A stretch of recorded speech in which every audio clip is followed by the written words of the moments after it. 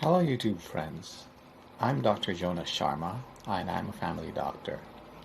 I would like to share with you one important component of managing this coronavirus pandemic that we are facing right now that we seem to miss. It's transmission. The known main mode of transmission of this virus is by person to person through respiratory droplets. Some of these droplets land on a surface and survive a few days. Some stay floating in the air for hours. Some may land on a host and start the cascade of the disease process. During ordinary speech, the droplets can reach to about a meter. This is the reason for the 1 meter social distancing.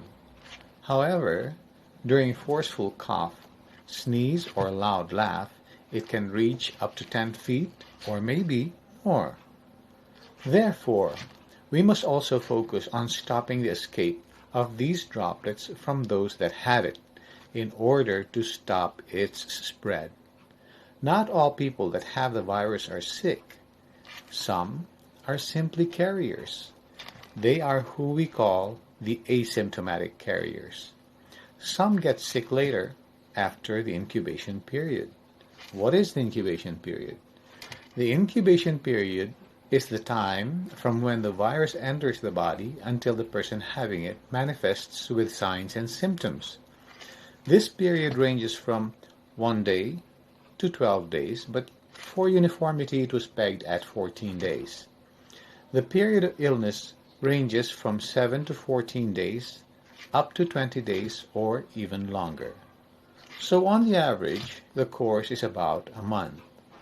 This is the basis for the 1-month quarantine period.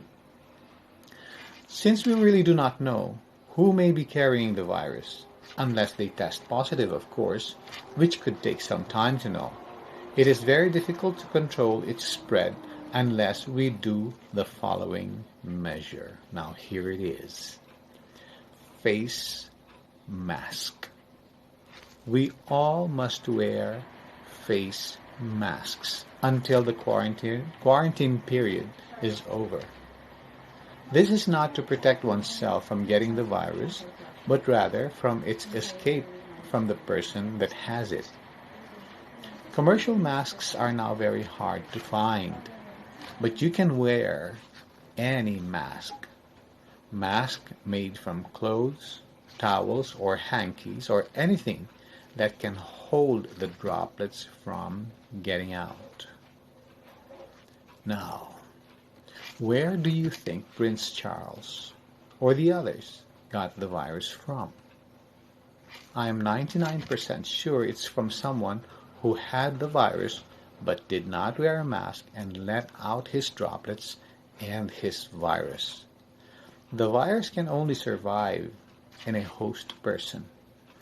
After it takes its course within, it's over, unless it gets into another host person.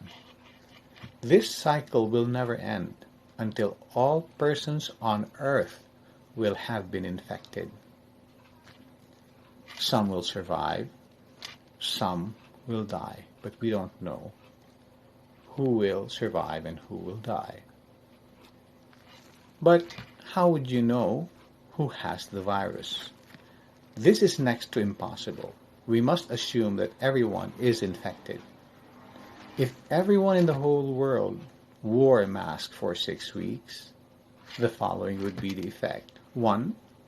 The volume or the number of cases will drop significantly, and therefore the healthcare system will no longer be overwhelmed and can manage cases with much ease than before. This is what we call flattening the curve. Number 2, this virus will be disabled naturally and economically with much less need for antivirals, which could be very expensive, and other medications that have potential undesirable side effects. Prevention is still much better and cheaper than finding a cure.